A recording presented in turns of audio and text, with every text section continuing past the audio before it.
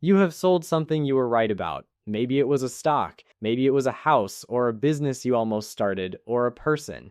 You did the work. You were correct. And then you got out at the exact moment that being correct became unbearable, and you watched the thing go on without you. Bennett has a whiteboard in his garage for that exact reason. Dry erase, mounted between the water heater and a bag of golf clubs he has used twice.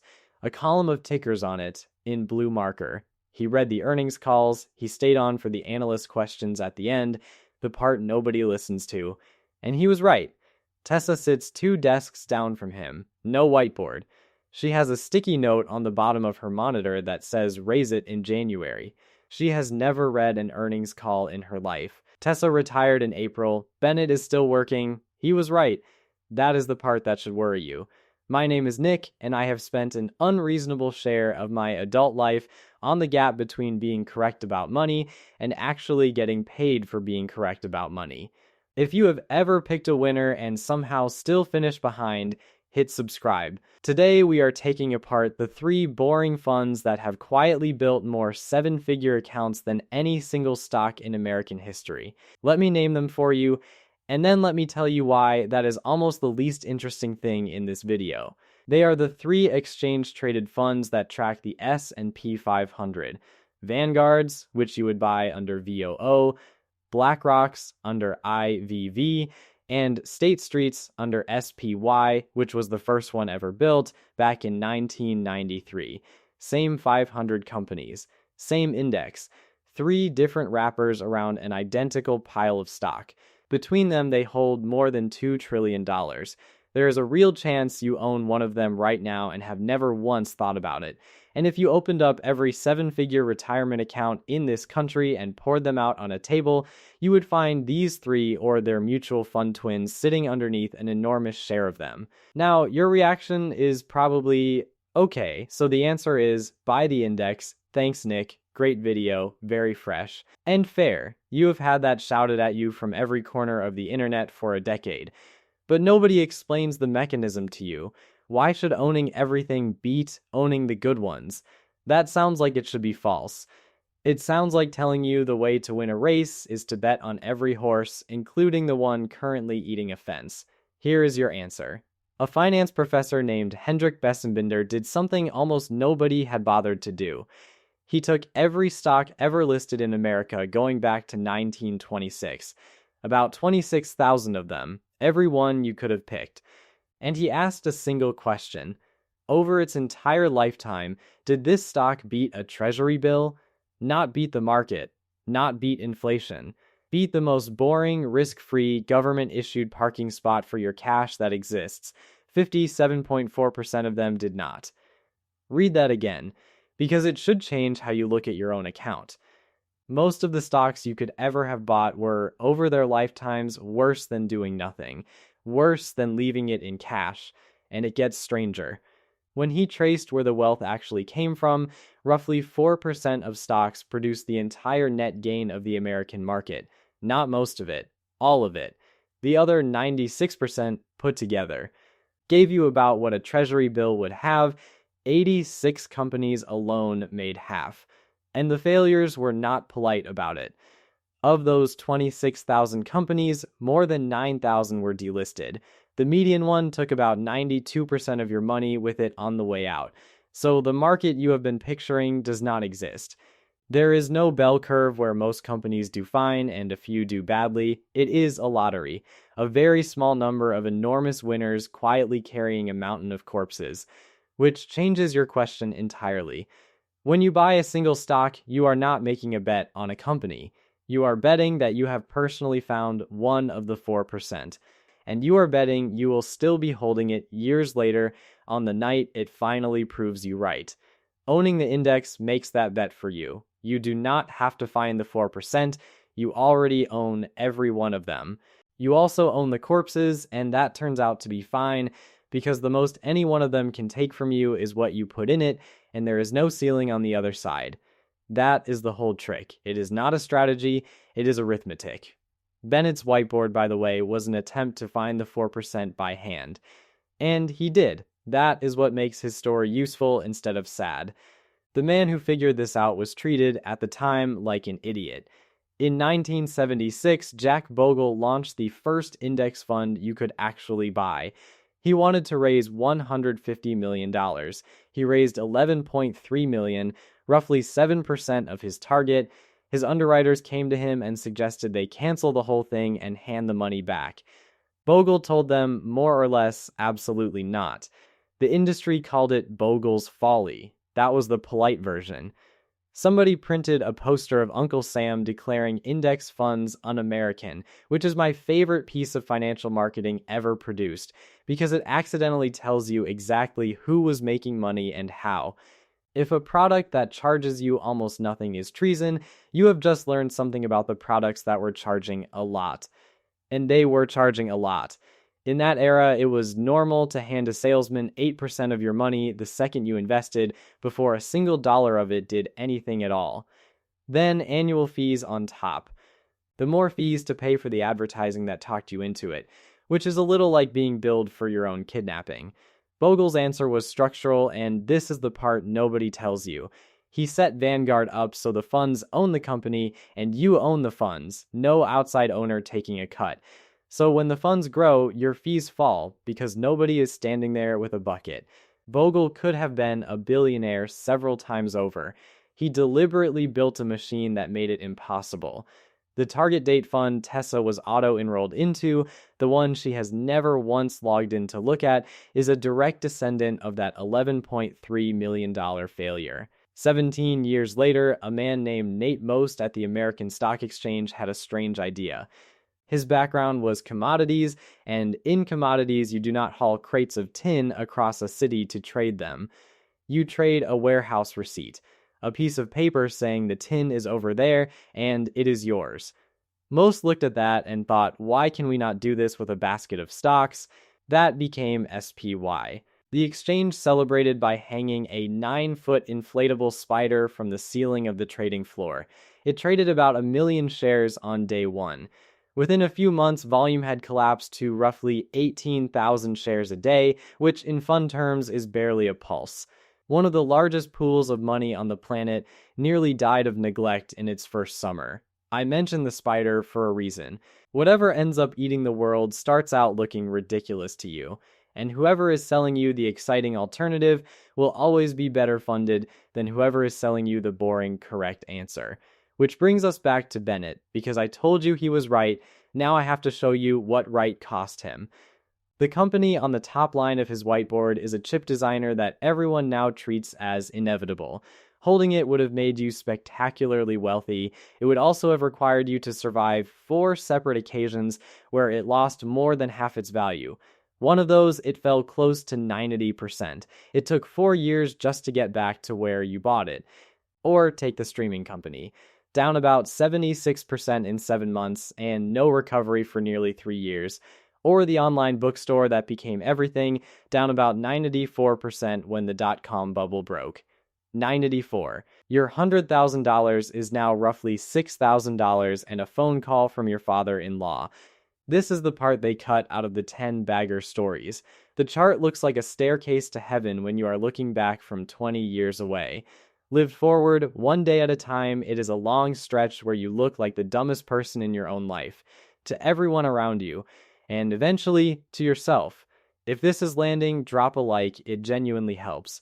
Because Bennett was right about the company and wrong about himself. He sold 2/3 of it during one of those collapses.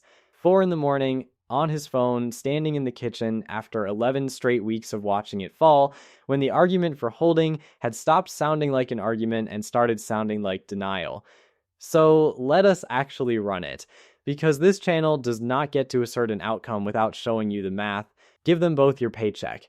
$600 a month, 25 years, both starting the same week. Bennett spreads his across 11 tickers on that whiteboard. 1 is the monster, 10 are not. And per Bessembinder, those 10 together do roughly what a treasury bill does, which is close to nothing. So watch what that quietly does to him. His entire result now rides on one name, and that name holds about 1/10 of his money. Then he sells 2/3 of it near the bottom, and it climbs several times over without him. That is the whole story. You do not need a crash to lose. You need one bad night in the middle of being right. Tessa puts her 600 into one index fund, except her 600 is not 600 because her employer matches part of it. So roughly 900 a month is actually going to work for her. Notice what she did to earn that. She filled out a form. That is it. That is the entire competitive advantage. She never sells because she never has a reason to. You cannot lose faith in a company you cannot name. Run it, and Bennett is not destroyed. He is not wiped out. He just lands behind, and there is a specific number on how far behind, which I am giving you at the end of this video, because it is smaller than you are expecting and worse than you are expecting at the same time. So understand what actually happened to him. He had better information than almost anyone in his building. What he did not have was a system that let him be publicly, visibly, continuously wrong for 11 weeks without touching anything. If you are honest, you do not have that system either. Almost nobody does. And your 4 in the morning has a price tag. Morningstar tracks the gap between what a fund returns and what the people inside it actually take home. They run somewhere around 1 percentage point a year. I will be honest with you, some academics argue the real number is much smaller. Either way, it points one direction, and the direction is away from you. The older research is uglier. 2 researchers went through tens of thousands of brokerage accounts just like yours. The households that traded most earned around 11% a year. The market over the same stretch was handing out close to 18. Those people were not stupid. They were busy. Somebody bet real money on this. In 2007, Warren Buffett wagered $1 million that the plain index fund you can buy on your phone would beat a hand-picked set of hedge funds over 10 years. A man named Ted Seeds took the other side. He chose 5 funds of funds, which is hundreds of the best paid investors alive, free to move in and out of anything they wanted. 10 years later, the index fund was up about 126%. The professionals averaged roughly 2% a year. Buffett then instructed that the money left to his wife go almost entirely into that same index fund, which is a loud thing to say if you built your fortune picking individual companies. Now let us talk about your account, because this is where most finance content quietly lies to you. Fidelity watches tens of millions of retirement accounts. Their most recent count puts the number of 401k millionaires at roughly 645,000 people. The average balance is about $141,000, and if you just did the thing where you compared your own balance to that and felt your stomach drop, stop, that average is a lie. Not a false number, a lie by construction, and here is how you catch it. The median, the actual middle person, the one where half of everyone is above and half is below, is about $32,800. The average is more than 4 times the median. A handful of enormous accounts drag it up the way one billionaire walking into a diner raises the average net worth of everyone eating pancakes. Vanguard's numbers say the same thing. Average around 168,000, median around 44,000. So you are closer to normal than that headline made you feel. And any channel that hands you the mean without the median is either careless or selling you something. But underneath that is the number that matters to you. Those millionaire accounts are not full of exotic picks. They are full of index funds and target date funds, which are themselves mostly index funds wearing a costume.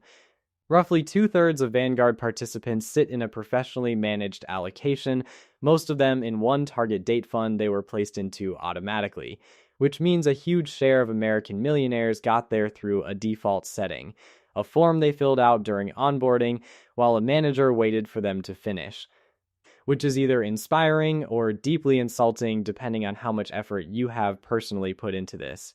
2 structural advantages before we get to the uncomfortable part. Fees. 2 of these 3 funds charge you 0.03%, $30 a year on 100,000. The average equity mutual fund charged over 1% in the 90s. Bennett spent his first decade inside one of those, paying for the privilege of underperforming the thing he could have owned for almost nothing. That gap sounds like nothing when you read it. Compounded across your working life, it is the difference between retiring and continuing to receive email. Taxes, because of how these funds are built. They can shuffle holdings without triggering the capital gains distributions that mutual funds hand you every December. In a recent year, around 7% of exchange traded funds passed a capital gain to shareholders. For mutual funds, it was over half. VOO has never distributed one since the day it launched. So if you are investing in a regular taxable account, you are not just paying less to a manager. You are frequently not paying tax on a gain you never asked for and cannot spend. If you find this stuff more interesting than you expected to, I run a school community where we go deeper on exactly this. No pressure, link is below. It is mostly people comparing notes. Now let me spend a few minutes arguing against myself. Because if I stopped here, I would be doing what the un-American poster people did, just from the other direction. First, what you are buying today is not what your parents bought. The 10 largest companies now make up roughly 40% of the S&P 500, highest concentration in more than half a century. So you put $1 million into the most diversified product ever sold to ordinary people. Roughly 400,000 of it lands in 10 companies, most of them making a similar bet on a similar technology. Which means Tessa, who has never picked a stock in her life, owns a more concentrated position in one industry than she has any idea about. Second, 3 asset managers between them are the largest shareholder in something like 88% of the companies in that index. Whatever you make of that, it happened because millions of people like you quietly checked a box. Third, and nobody wants this one, every major forecaster expects your next decade to be worse than your last. Vanguard's own model puts American stocks somewhere around 4 to 6% a year over the next 10 years. Others are gloomier. So if the calculator you use to plan your retirement assumes the last 10 years simply continue, you are not planning. You are hoping with a spreadsheet open. Go run your numbers again at 5% and see whether the answer still works. Index funds are also not immune to long droughts. The Japanese market peaked in 1989 and did not see that level again for 34 years. American stocks went essentially nowhere for the 13 years after 2000. Buy and hold works. It occasionally works on a timeline longer than the one you have. And there is a real argument against this entire video that deserves saying plainly. Individual stocks build the biggest fortunes. Nobody has ever become a billionaire through an index fund. Founder equity, employee stock, one concentrated bet that actually worked, those produce the enormous outcomes. Concentration builds wealth. Diversification keeps it. 2 different jobs, and if you confuse them, you will either stay careful and poor, or get rich briefly and give it back. One more piece of honesty. The reason most people never reach 7 figures is not that indexing failed them. It is that the compounding got interrupted, cashed out at a job change, borrowed against for a roof, paused during a rough year, and never restarted. The median balance is $32,000 not because your math is broken, but because life keeps reaching into the machine. So here is the number I owe you. Run Bennett and Tessa out to the end and he is not ruined. He lands somewhere close. He is behind by roughly the value of 4 more years of showing up to a job he was ready to leave. That is the whole penalty. 4 years of your life. Not a catastrophe, and that is exactly why you need to understand it. Nobody is ever going to warn you about a mistake that only costs you 4 years. It will not look like a mistake while you are making it. It will look like you being careful. And I want to be clear about where the blame goes, because it is not on Bennett. He did the reading. He was right. He was more right than the entire industry that spent the 1970s calling index funds treason. The system asked him to be brave at 4 in the morning, alone in a kitchen with no one watching and no one to tell him he was still correct. That is not a personal failing. That is a badly designed job. Nobody should have to pass that test 12 times over 30 years to retire on schedule. Tessa never passed that test. She never took it. Her system did not require courage, and that is not laziness. That is the highest form of design there is.